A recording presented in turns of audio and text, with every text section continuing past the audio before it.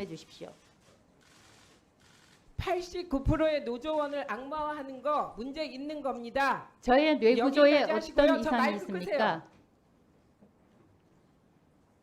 저의 뇌구조에 어떤 이상이 있습니까? 저 답변 마이크가 안 꺼져요? 예, 제가 오늘 하루 종일 하겠습니다. 제 국회법에 따라서 위원장의 허가를 득하지 않은 태도에 대해서 문제 제기합니다. 그리고 이정헌 위원님 질의해 주십시오. 네, 서울 광진갑의 국회의원 이정헌입니다. 고위공직에 지명돼서 국회 청문회에 임하게 되면요, 국민 앞에 더욱 겸손해야 합니다. 겸손하게 자신의 자격과 적합성을 증명하면 됩니다. 방송통신위원회는 방송의 독립성과 중립성을 보장하기 위한 대통령 소속의 합의제 행정기구입니다. 그리고 이진숙 후보자는 그 방통위원장이 되겠다고 하는 분입니다. 그런데 방송의 독립성과 중립성을 지키고 보장할 생각이 전혀 없어 보입니다. 차기 MBC 사장과 관련해서는 중립적인 인물은 안 된다, 투사가 와야 한다라고 하는 말씀을 하시는 분이 과연 중립성을 지킬 수 있을까 의문이 듭니다. 지난해 6월 자유총연맹에서 주최한 토론회에서는 민주라는 얘기만 들어도 몸에 소름이 끼친다 라는 말씀도 하셨어요. 그래서 저는 왜 이렇게까지 민주라는 얘기에 대해서 소름이 끼칠 정도의 상태가 됐을까라는 부분이 좀 궁금했습니다. 일단 이걸 좀 질문 드리겠습니다.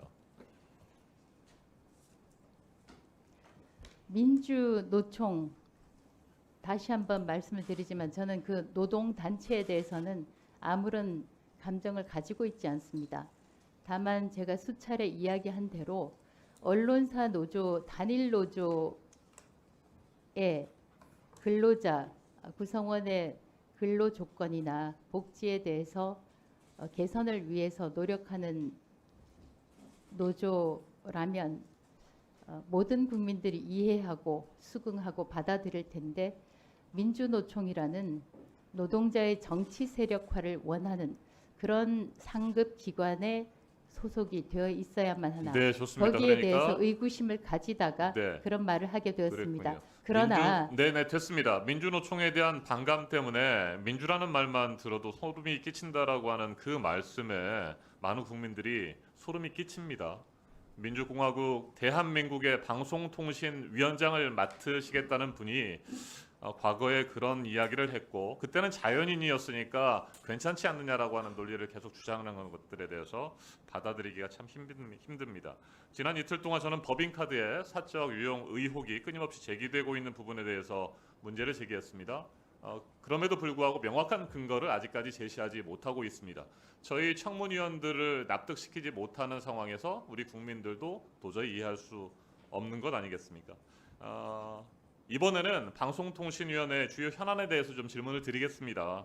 방통위원장으로서 꼭 필요한 전문성 그리고 비전을 갖고 있는지도 살펴볼 필요가 있기 때문입니다.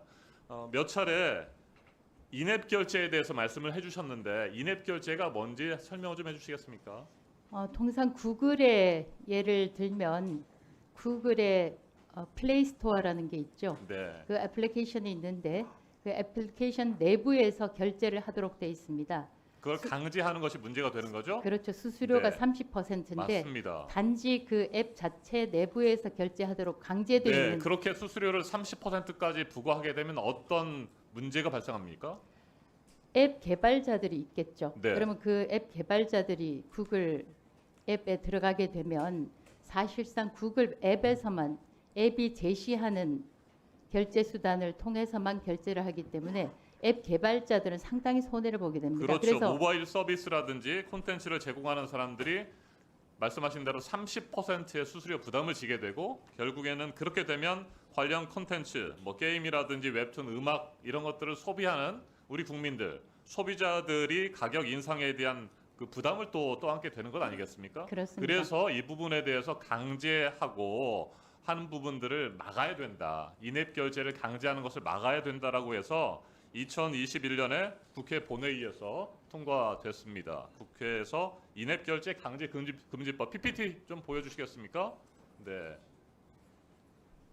2021년 8월에 인앱결제 강제금지법이 통과가 됐고요. 그리고 2022년 3월에 공표가 돼서 지난해 10월 방송통신위원회가 구글과 애플에 대한 과징금 부과 계획을 밝혔어요. 그 금액이 얼마나 되는지 아세요? 680억 원 맞습니다. 정도로. 680억 예. 원의 과징금을 부과하고 인앱 결제를 강제하는 것을 하지 마라라고 얘기한 거예요. 그럼 방통위원회가 그 부과금을 밝혔으면 부과를 해야 되는 건 아니겠습니까? 그런데 방송통신위원회가 지금 구글이라든지 애플 쪽에 의견서를 받는다는 이유로 아직까지 아무런 조치를 취하지 않고 있습니다. 9개월이 지났음에도 불구하고. 그래서 결국에는 지금도 구글과 애플의 눈치만 살피는 건 아니냐라고 하는 비판이 있는데 이거 어떻게 하실 계획이십니까? 그런 비판이 국민들 입장에서는 네. 당연히 있을 수가 있습니다. 실제로 제3자 결제라고 해서 이 의원님께서 말씀하신 이른바 그 개발자들의 제3자 결제를 허용을 했습니다. 구글 쪽에서 26%인데 네. 30%나 26%나 별 차이가 없어서 지금 말씀하신 대로 지금 거의 조사는 마무리 단계에 있고요. 구글에서 워낙 그 긴 자료 설명서를 네. 가지고 왔기 때문에 지금 검토 중인데 거의 마무리 단계에 있어서 그러니까요. 제가 임명되면 됐습니다. 엄청난 의견서를 제출했고 그것을 계속 지금 뭐 검토하고 있다라고 하는데 의견서 제출 기한도 정하지도 않았고 지난번에도 몇 차례 제가 방통위에 질의를 했습니다만 아직까지도 아무런 결과를 발표하지 않고 있습니다. 파일 하나만 다시 넘겨주시기 바랍니다. 한국의 경우에 그 매출액의 2%에 대해서 강제에 대한 과징금을 부과하고 있습니다. 그런데 반면에 유럽연합의 경우에는 지난 3월입니다. 디지털 시장법이라는 걸 만들어서 말이죠. 저기 보면 네, 유럽연합의 경우에는 과징금이 10%, 그리고 일본에도 스마트폰 경쟁 촉진법이라고 하는 게 있어서 20%의 과징금을 부과하도록 되어 있습니다. 그만큼 자국 내 소비자들을 보호하기 위한 그런 정책들을 실현하고 있는데 여기에 대해서 구체적인 계획이나 비전 좀 있으면 말씀해 보세요. 예, 말씀하신 대로 유럽 연합에서는 상당히 이 부분에 있어서 진전을 많이 시킨 게 사실입니다. 말씀하신 대로 소비자가 손해를 보지 않도록 소비자에게 이익이 돌아가도록 정책에 신경을 쓰겠습니다. 결국에는 방송통신위원회의 의지의 문제고요. 실천의 문제입니다. 과징금 부과 계획만 밝히고 부과하지 않는 거. 네, 수고하셨습니다. 이상희 위원님.